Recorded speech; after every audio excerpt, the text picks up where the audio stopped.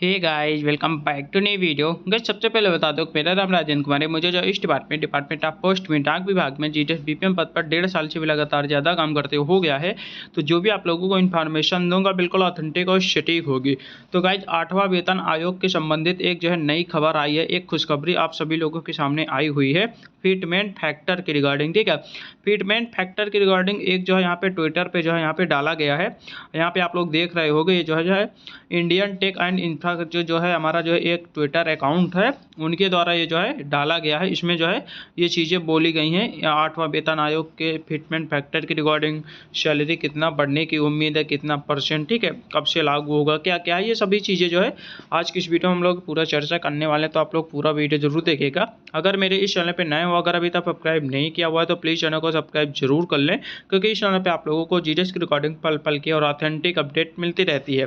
उससे पहले बता देता हूँ, अगर आप लोग जो चैनल पे नए हो और प्लेलिस्ट वाले ऑप्शन पे नहीं गए हो तो वहाँ पे आप लोग जाना, आपको बहुत सारी प्लेलिस्ट मिल जाएंगी।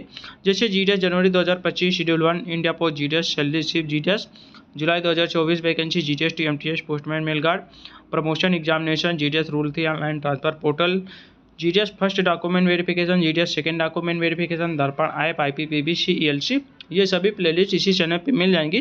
तो जो भी आप लोगों के मन में कन्फ्यूजन चल रहा हो, आप लोग जो है इन सभी प्लेलिस्ट पे जाकर अपना कन्फ्यूजन दूर कर सकते हो।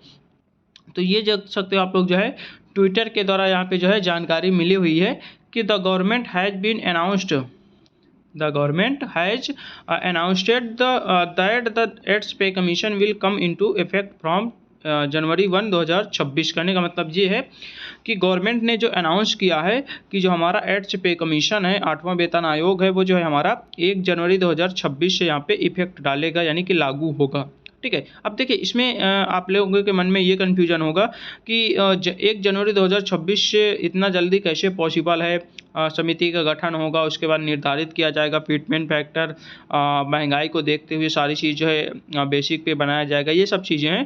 तो इतना जल्दी कैसे हो पाएगा। ठीक है, देखिए उसका आप लोग जो है चिंता मत कीजिए। ये इसमें लिखा गया है कि 1 जनवरी 2026 से लागू होगा।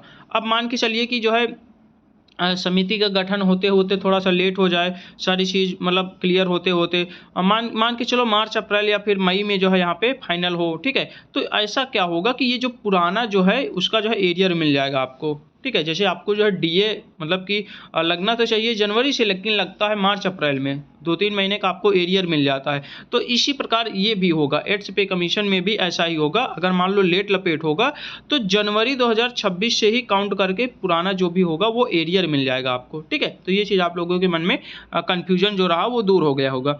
उसके बाद बात करते हैं कि for the ads pay commission A fitment factor between 2.6 and 2.85 is the S calculated. ठीक है, कहने का मतलब ये है कि आपका जो फिटमेंट फैक्टर जो आपका रहने की जो उम्मीद है 2.6 से लेकर 2.85 तक, इसके बीच में रहने की उम्मीद यहाँ पे जताई जा रही है। यानी कि जो हमारा अंदाज़ा लग रहा है वो जो है 2.6 से लेकर 2.85 के करीब जो है यहाँ पे रखने की या फिर जो है होने की उम्मीद है। जैसे कि मैंने आप लोगों को पहले भी बताया था, पहले की जितने भी मेरे वीडियोज़ पड़े हुए हैं एड्स पे कमीशन की रिकॉर्डिंग, आप लोग मेरा वीडियो जाके देखोगे तो लगभग मैंने यही बताया था कि आपका जो फिटमेंट फैक्टर है 2.5 से लेकर 2.8 के करीब मैंने बता रखा। ठीक है, मेरा वीडियो आप लोग जाके देख लेना।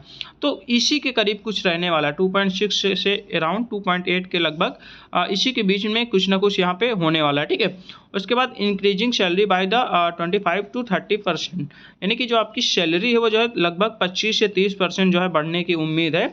अगर आपका फिटमेंट फैक्टर यहाँ पे इतना के बीच में रहेगा तो लगभग 25 से 30% के बीच में आपकी जो है सैलरी बढ़ने की यहाँ पे उम्मीद जताई जा रही है। उसके बाद and the pensioner approximately said Niti Sharma chief executive officer team lead digital, यानी कि जो आपकी जो है चीफ एग्जीक्यूटिव ऑफिसर हैं नीति शर्मा जी, उन्होंने जो है ये चीज़ बोला है। यानी कि जो ये एड्स पे कमीशन की रिगार्डिंग ये जो मतलब कि कथन है, यानी कि ये जो फिटमेंट फैक्टर और सैलरी बढ़ने की जो भी हैं, ये जो है नीति शर्मा जी के द्वारा यहाँ पे जो है बताया गया है। ठीक है, ये ऑफिशियल है, इसमें जो है कोई आप लोग जो है इधर उधर मत सोचिए कि फेक है, ये है वो है, ये ऑफिशियल है। आप लोग देख रहे होगे 4 मार्च का ट्विटर अकाउंट मतलब ट्वीट किया हुआ है, यहाँ पे टाइम भी आप लोग देख सकते हो। ठीक है, the basic minimum is expected to rise beyond 40,000 along with the first allowance and the performance पे। कहने का मतलब ये है जो कि आपका जो मिनिमम पे रहेगा, मिनिमम बेसिक पे रहेगा, वो लगभग 40,000 के ऊपर यहाँ पे एक्सपेक्ट किया जा रहा है। यानी कि जो आपका बेसिक रहने वाला है वो जो 40,000 के ऊपर यहाँ पे उम्मीद यही जताई जा रही है। अब देखिए बेसिक पे या सबसे न्यूनतम जो बेसिक पे होता है वो जो है 18,000 था 7वां पे कमीशन की रिकॉर्डिंग। जो सबसे न्यूनतम ग्रेड डी लेवल की जो नौकरी होती है या फिर ग्रुप डी लेवल की या फिर ग्रेड डी लेवल की जो भी कह लीजिए, यानी कि जो हमारे सरकारी नौकरी की जो भी श्रेणी में आता है, जो सबसे निचले स्तर का होता है, उसका बेसिक पे 18,000 यहाँ पे 7वां वेतन आयोग की रिकॉर्डिंग तय किया गया था। जैसे एमटीएस हो गया पोस्ट ऑफिस में, ठीक है, रेलवे में जैसे ग्रुप डी हो गया, यानी कि ग्रेड डी लेवल की जो नौकरी है उसके बारे में ये जो है इनका जिनका भी 18,000 बेसिक पे अभी तक था 7th पे कमीशन में, उनका जो है लगभग 40,000 के अराउंड यहाँ पे बोला जा रहा है कि उनका बेसिक लगभग 40,000 के अराउंड यहाँ पे पहुँच जाएगा। ठीक है, वो फिटमेंट फैक्टर के ऊपर डिपेंड करेगा। 40,000 फिर भी आप लोग अंदाज़ा लगाइए, ये जो है एवरेज है, 40,000 से थोड़ा बहुत ऊपर नीचे हो सकता है 1-2 हज़ार, लेकिन इतना ही रहने वाला है। कहने का मतलब ये है कि जिनका भी यहाँ पे जो है 18,000 मिनिमम बेसिक पे जो अभी चल रहे हैं, उनका लगभग 40,000 बेसिक पे हो जाएगा। अगर हम लोग बात करें जीडीएस कर्मचारियों की, तो जीडीएस कर्मचारियों को भी जो है कुछ ऐसा ही फ़ायदा मिलने वाला है। जितना फ़ायदा आपको अन्य कर्मचारियों को मिलेगा, सेम टू सेम उतना ही फ़ायदा आपको जीडीएस कर्मचारियों को भी मिलेगा। फिटमेंट फैक्टर आपका डिसाइड करेगा कि आपका जो है कितना लगभग होने वाला है। जो आपका बेसिक रहता है उसी का जो है गुना आपका फिटमेंट फैक्टर निकलता है। अब जैसे मान के चलिए 2.5 के अराउंड ही मान के चलिए या फिर 2.6 के अराउंड मान के चलिए। अब जैसे बीपीएम है, ठीक है, बीपीएम की जो सैलरी है लगभग 12,000 इस समय है, स्टार्टिंग सैलरी बेसिक पे उसका 12,000 होता है। अगर हम लोग 2.6 फिटमेंट फैक्टर मान के चलते हैं, तो इसमें जो है 12,000 में से 2.6 का आप लोग गुणा कर दीजिएगा, तो 12 दूना 24, उसके बाद लगभग 2.5 गुना है तो 12 दूना 24 उधर हो जाएगा 24×6 30, लगभग 30,000 के अराउंड यहाँ पे अगर आप लोग 2.5 गुना निकालोगे तो लगभग 30,000 के अराउंड यहाँ पे पहुँच जाएगा बेसिक पे। यानी कि आपका जो बीपीएम है जो 12,000 पे है उसका जो है लगभग 30,000 के अराउंड उसका बेसिक पहुँच जाएगा। उसके बाद अलाउंस वगैरह जोड़कर अगर डीए वगैरह तो उस समय जीरो हो जाएगा, आपको पता है, तो 30 से 32,000 के लमसम आपका जो है बीपीएम की सैलरी हो जाएगी।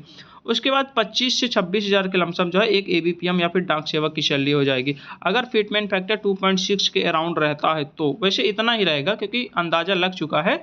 देखिए ये जो अंदाज़ा बता रहे हैं ना, ये कोई मतलब ऐसे वैसे नहीं है, ये जो है चीफ एग्जीक्यूटिव ऑफिसर हैं, इनके द्वारा अंदाज़ा बताया गया है। ठीक है, तो ये जो है एक प्रकार से सीमित ही है, इसमें जो है थोड़ा बहुत डिफरेंस होने वाला है, बाकी और कुछ डिफरेंस नहीं होगा। ठीक है, तो आप लोग बार बार कमेंट करते हो, बार बार पूछते हो कि सर जो है जीडीएस की सैलरी कितना होगी। भाई देखिए जीडीएस को मिलेगा ही फ़ायदा, आप लोग ये मत कन्फ्यूजन में रहिए कि नहीं मिलेगा, ये वो मिलेगा भाई, पक्का मिलेगा। हाँ, लेकिन ये हो सकता है कि कभी कभी लेट हो सकता है, अगर मान लो 1-2 साल लेट भी हो जाएगा, लेकिन मिलेगा ज़रूर, ये चीज़ जान लीजिएगा।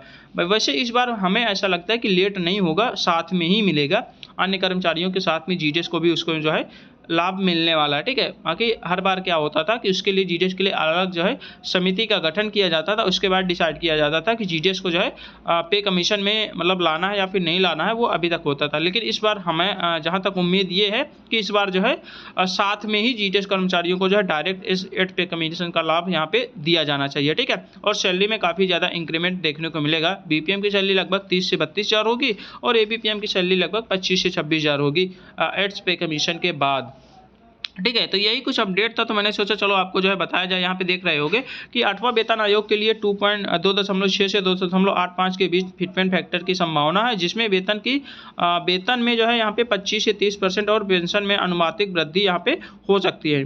मूल न्यूनतम वेतन, भत्ते, सुविधाएं और प्रदर्शन वेतन के साथ 40,000 रुपये से अधिक होने की यहाँ पे उम्मीद जताई जा रही है। ठीक है, तो ये आप लोग देख सकते हो। ये देखिए, आप लोग जो है इसको फेक मत मानिएगा, ये ऑफिशियल ट्विटर अकाउंट है और हमारे ऑफिसर के द्वारा यहाँ पे जो है ये जो है जानकारी दी गई है। ठीक है, तो आज की इस वीडियो में हम लोग जो है इतना रहने देते हैं, मिलते हैं एक नई वीडियो के साथ, तब तक के लिए बाय बाय, टेक केयर।